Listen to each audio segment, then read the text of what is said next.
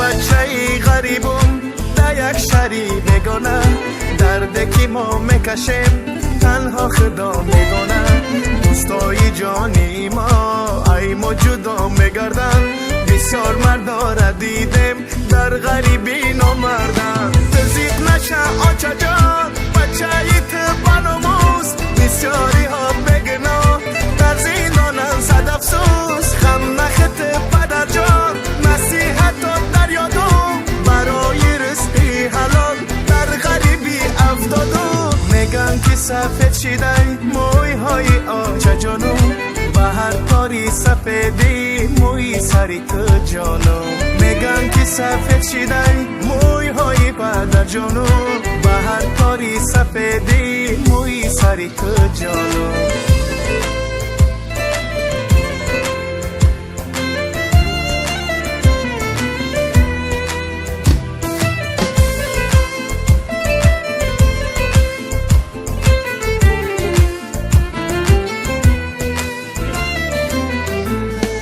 برادر با برادر دشمنی نمیدانو، فند و فریب میکنن با میگن مسلمانو.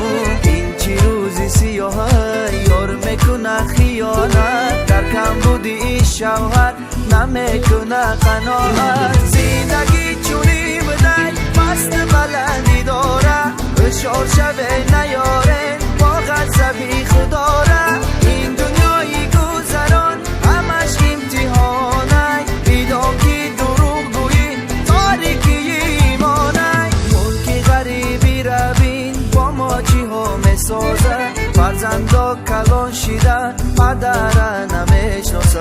از غم زن و فرزند دایم با چشمی ترون، داغی غریبی را من آخیر به گور میبرون.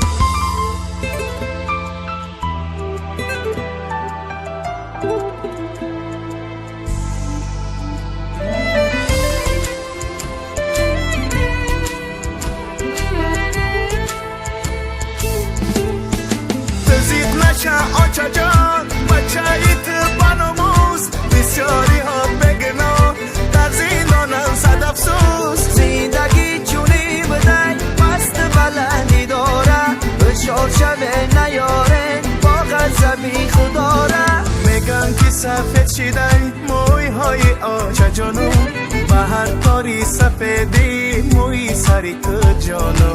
از غم زن و فرزند دایم با چشمی ترون، داغی غریبی را من آخیر به گور میبرون.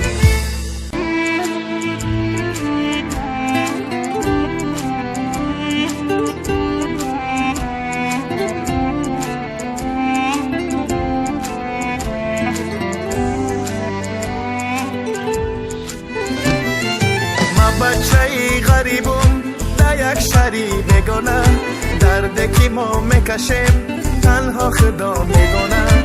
دوستای جانی ما ای ما جدا میگردن، بسیار مردا را دیدیم در غریبی نامردن.